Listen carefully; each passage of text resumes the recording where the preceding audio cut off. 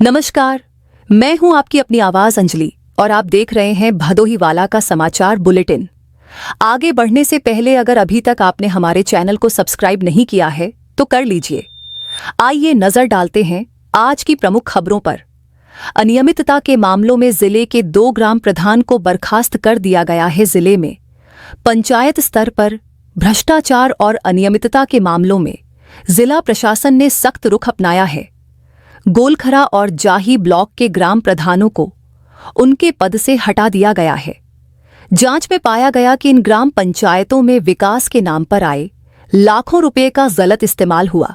आरोप है कि विकास कार्यों के नाम पर बिल तो पास हुए, लेकिन जमीनी स्तर पर काम नहीं हुआ। यहां तक कि प्रधानमंत्री आवास योजना और शौचालय निर्माण जैसी योजनाओं में भी गड़बड़ी की गई। इन गंभीर आरोपों की पुष्टि के बाद जिला प्रशासन ने दोनों प्रधानों को तत्काल पद से हटा दिया और पंचायत संचालन के लिए 3 सदस्यीय समिति का गठन किया। साथ ही संबंधित सचिव और बीडीओ के खिलाफ भी विभागीय कार्रवाई की जा रही है।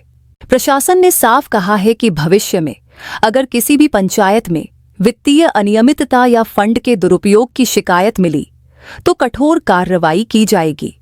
अब रुख करते हैं अगली खबर की ओर। पिछले 1 महीने में जिले में 8 झोला छाप डॉक्टरों पर केस दर्ज किया जा चुका है, तो वहीं अस्पताल भी सील हुए। स्वास्थ्य विभाग की बड़ी कार्रवाई जारी है। जिले में लंबे समय से मिल रही शिकायतों के आधार पर 8 झोला छाप डॉक्टरों पर केस दर्ज किया गया है और उनके अस्पताल सील कर दिए गए हैं। सीएमओ डॉ. संतोष कुमार चक ने बताया कि इन अस्पतालों में न तो योग्य चिकित्सक मौजूद थे और न ही मरीजों के इलाज के लिए पर्याप्त सुविधाएं। विभाग को शिकायतें मिली थीं कि बिना किसी डिग्री और पंजीकरण के इलाज किया जा रहा है, जिससे कई मरीजों की हालत बिगड़ी।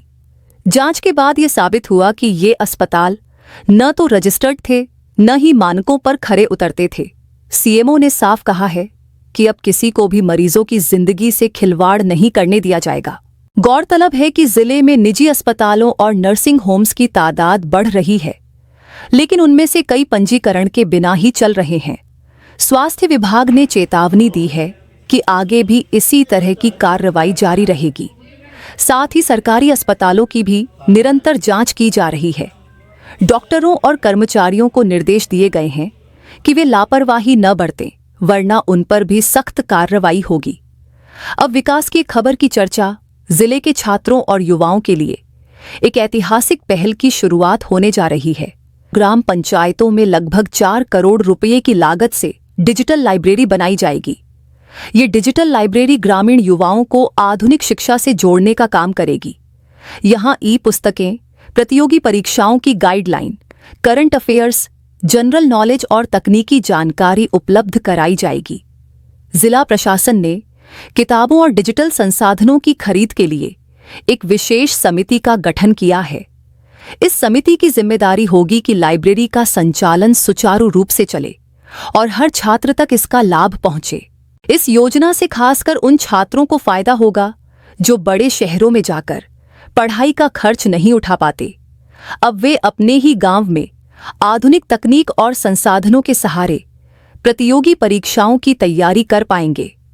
अधिकारियों का कहना है कि यह पहल ग्रामीण शिक्षा में एक बड़ी क्रांति साबित होगी। अब देखते हैं अगली खबर में आपके लिए क्या है। वाराणसी प्रयागराज हाईवे और जिले के प्रमुख बाजारों में फैले अतिक्रमण पर अब जिला प्रशासन का डंडा चलेगा। प्रशासन ने एडीएम, पुलिस, परिवहन और नगर निकाय के अधिकारियों की 4 सदस्यीय संयुक्त टीम बनाई है, जो अभियान चलाकर हाईवे और बाजारों से अतिक्रमण हटाएगी। अतिक्रमण के कारण आए दिन सड़क हादसे हो रहे हैं। बाजारों में ठेला खोमचा और दुकानदारों ने नालियों, फुटपाथ और सड़क तक कब्जा कर रखा है। कई बार पैदल चलने वालों के लिए जगह ही नहीं बचती। हाल के दिनों कई हादसे हो चुके हैं। प्रशासन ने साफ कहा है कि अब किसी भी हाल में अतिक्रमण बर्दाश्त नहीं किया जाएगा। जो लोग बार बार चेतावनी के बाद भी कब्जा करेंगे, उनके खिलाफ मुकदमा दर्ज होगा और जुर्माना भी लगेगा। अब आखिरी में बात करेंगे युवाओं से जुड़ी एक खबर की। जिले भर में अवैध रूप से संचालित हो रहे कोचिंग संस्थानों पर अब शिकंजा कसने की तैयारी हो चुकी है। माध्यमिक शिक्षा विभाग ने बिना पंजीकरण के संचालित हो रहे कोचिंग सेंटर्स की पहचान कर उनके विरुद्ध कार्रवाई की योजना बनाई है।